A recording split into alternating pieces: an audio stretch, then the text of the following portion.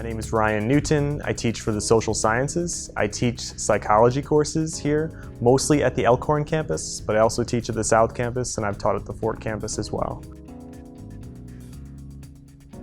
I've been with MCC for the past 5 years, so this is my 6th year here at the college. I was working as an adjunct in Oregon. I taught at 2 different colleges there, at Chemeketa Community College and at Linfield College. Before that, I taught in China for a year. I was a volunteer English teacher. And before that, I taught high school psychology for a few years in Connecticut, which is where I'm originally from. So after about a year of working 4 different jobs, 7 days a week, I really wanted to focus on what my primary passion was, which was teaching college. So I did a national search looking for full-time instructor positions in psychology, and there was an opening at Metro. My undergraduate is from Wake Forest University, which is in Winston-Salem, North Carolina. I majored in psychology there, and some of my interests were primarily in research.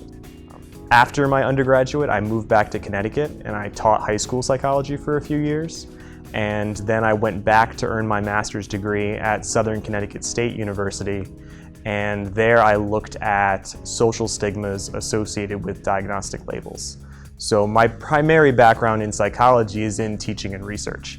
I think when most people think about psychologists, they think of lay down on a couch and tell me how you feel, but really my background is going to be the other side. One of the biggest mentors growing up, and it's almost a cliched answer, would be my dad, because he always pushed me to work my hardest and always pushed me to keep striving. So when I kind of reflect back and think of my kind of path across the country and across the globe to get here, I always had that voice of my dad in the back of my head saying, keep working hard, keep striving for it, you're going to be fine. Other mentors who kept pushing me, I would have to go back to my graduate school advisor the first time around, which would be Dr. Patty Colbaugh at Southern Connecticut State University. And I was just really impressed with Patty. I think the first graduate class I had with her, she looked at one of my papers and she returned it.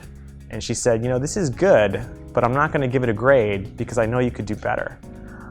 So I was just really impressed with her to look at my work, just the first paper I ever submitted, and to know that it wasn't my best and that I could do better. So along the same lines, Patty had that mentality where she could individualize education to each student and then push them to do their best work. So I would say Patty would be another strong mentor of mine. We still stay in touch and I send her Christmas cards every year. When I was in undergrad and I was majoring in psychology, I thought, what am I going to do with this? What do you do with a degree in psychology? For background, my mom is a preschool teacher. My dad worked for the phone company for AT&T for 30 years, and then he went back to school, got his master's in math, so he could teach mathematics at a college. So I think part of teaching was always in my environment or in my genes. It was just part of my upbringing. So after undergrad, I worked in communications at a private high school for a year before realizing that I really wanted to get back in the classroom. And they offered me one class teaching psychology, and I just loved it. I loved preparing for class, I loved setting up interesting lectures, getting to talk with students and kind of see the world from their point of view. And ever since then, I knew that teaching was going to be for me. The biggest motivation for me is to show students, and really to show myself, how much psychology can apply to our lives and how much we can use some of the skill sets and some of the knowledge to make our lives better. And it's not always just about me. I think it's constantly about what I'm picking up and learning from the students. So I really see it as a two-way street where I'm driven to come to class every day to see what I'm going to learn, what is new, and also what the students are going to take away from the material that I wouldn't foresee or wouldn't be able to predict. I would like students to become more scientifically literate. If we think about psychology as the science of the mind and behavior, I think it's important, especially today, given the low levels of scientific literacy in the country and how important it is for people to be literate and informed consumers of scientific information.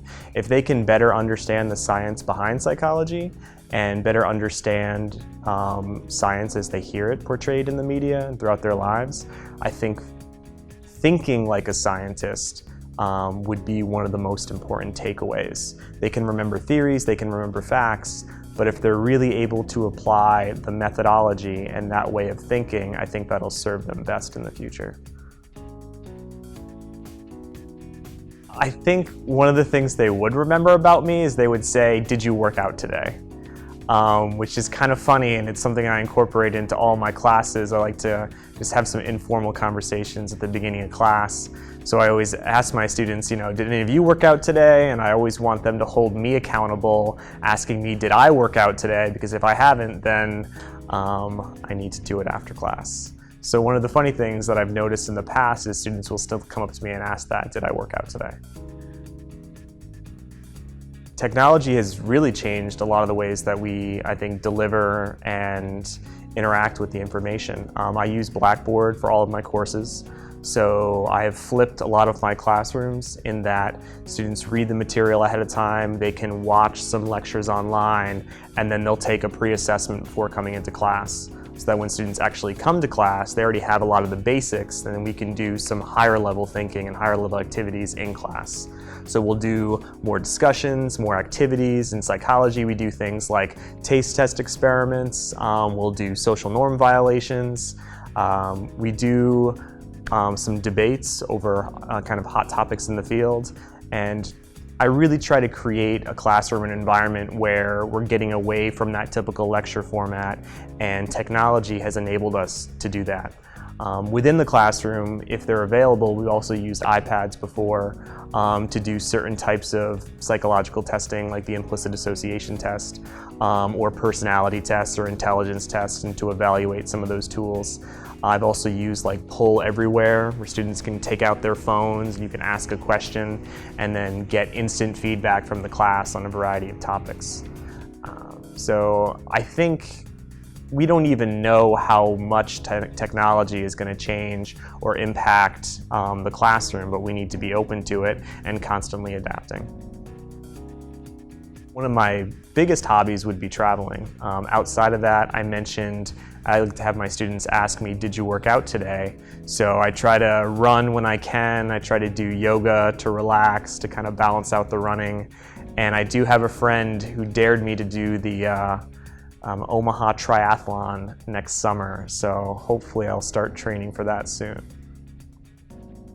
One of my favorite quotes comes from an old MCC commercial, and it's probably a famous woman now that everyone's familiar with, who says, "Never stop learning." I think it's great. It really describes why we're here. It describes part of the reason why I'm here. Teaching is one of those professions where you get to come in every day and you get the opportunity to never stop learning. And I think it's a motto that we should use throughout our lifetime. We're never too old to stop learning, and we should always try to pick up something new. I did go back last year to school, so now I'm actually a student again. I'm working on my PhD in developmental psychology at the University of Nebraska at Omaha. So what's next for me for the next 5 years is being a student again. So in addition to working full-time, I'm taking classes part-time to work on my doctorate.